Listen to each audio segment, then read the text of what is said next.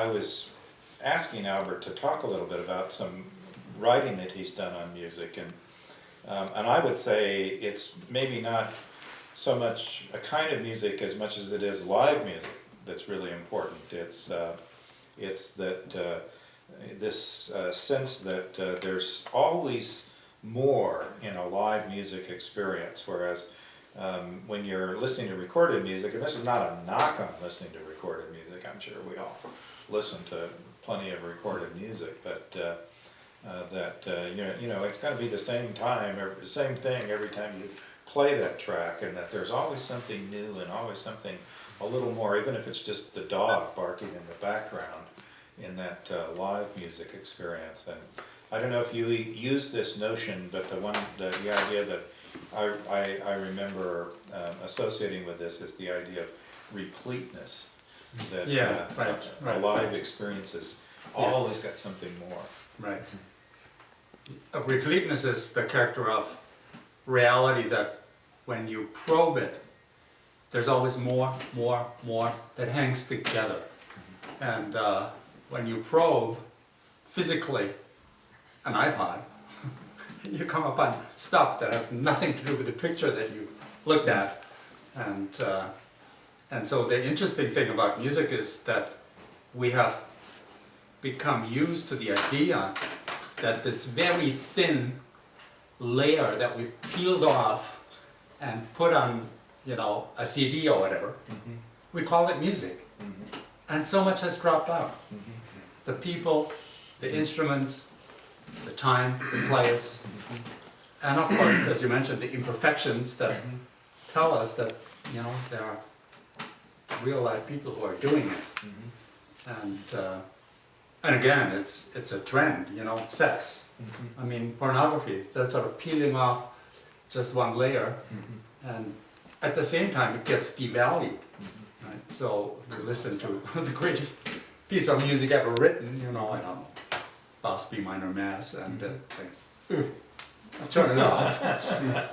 Whereas if you go to some church, some cathedral, you know, the people sitting with you, paying attention, make you persist, you know, and listen. You just don't just walk away, and you give music a chance, and then it can. I think music is the most powerful art there is, and the most deeply engaging and consoling, inspiring, and so on. And the reduction of music to a mere sound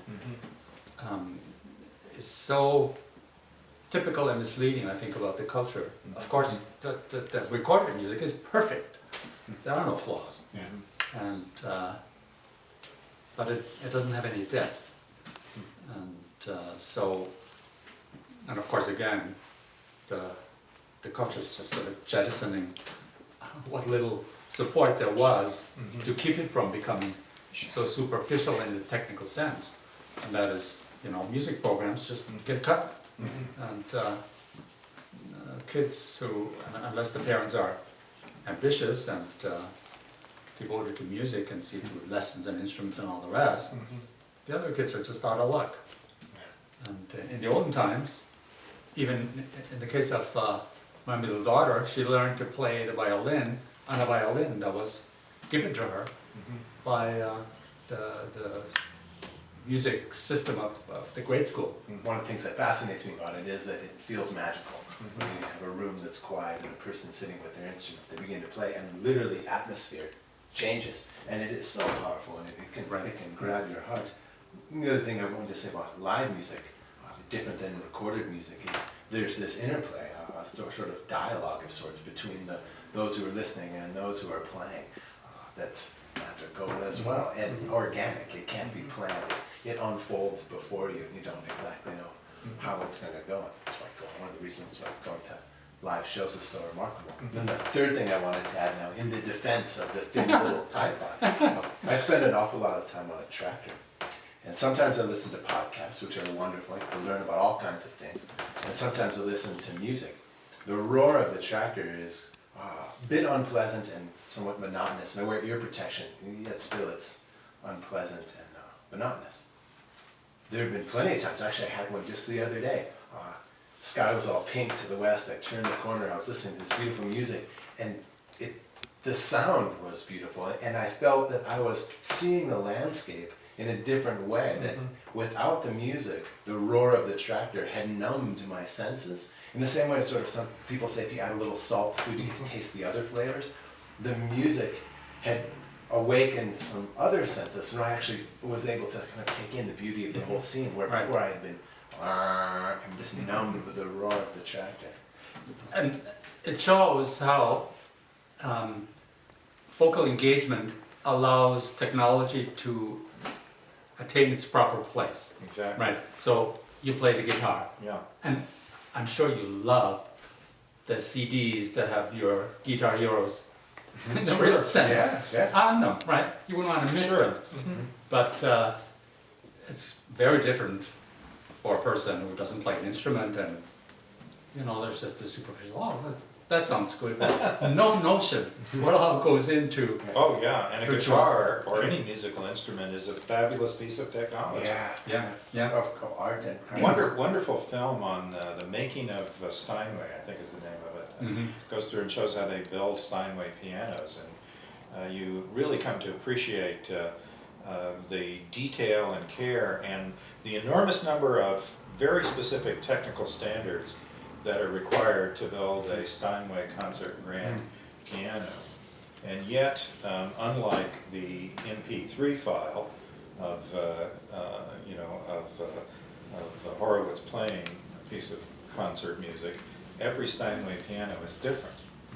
And they actually have a place down in New York City where they probably have 30 or 40 Steinways sitting around, and when concert pianists get ready to play a program, they'll come down and audition those pianos to find the one piano that is going to best fit the particular program of music and the acoustics of the venue in which they're going to perform.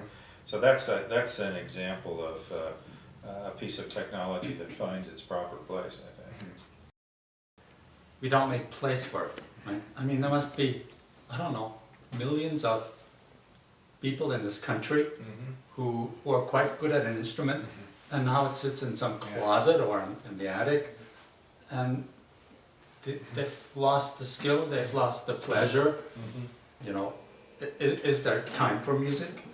And you know, there's always the conceit, time-saving things, making things easier. What for? Time for, yeah. You know, for the elitists, I said it's you know, going crazy. Doing with more activity. Things. And for all the others, it's sitting in front of some screen passively and, you know, ruining their health.